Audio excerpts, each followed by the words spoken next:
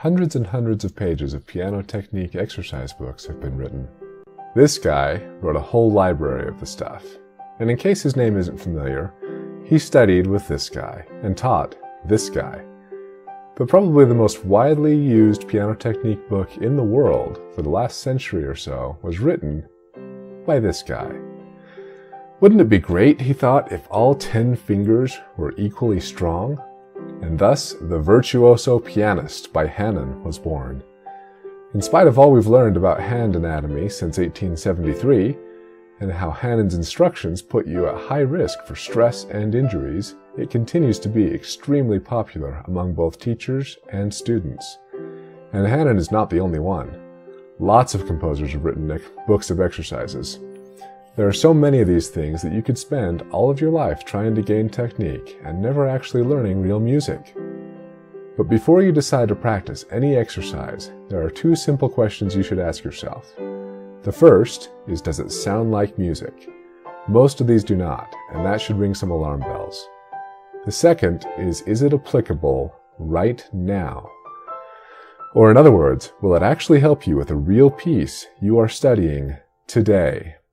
Many of these exercise books make very enthusiastic and abstract promises like The School of Velocity or The Virtuoso Pianist, but don't actually confer any abilities to tackle real music. The ability to play Rachmaninoff 3, for example, doesn't come from playing enough exercises. It comes from studying Rachmaninoff 3. So books like this aren't worth your time. Most of the useful exercises aren't found in a book. Instead, they're invented by you or by your teacher out of the pieces you're studying. These exercises are things like chord blocking or small groups or different articulations on a passage that will help you with a final interpretation. But all of that to say, if it sounds like music or is actually helpful right now, then great. Enjoy your practicing.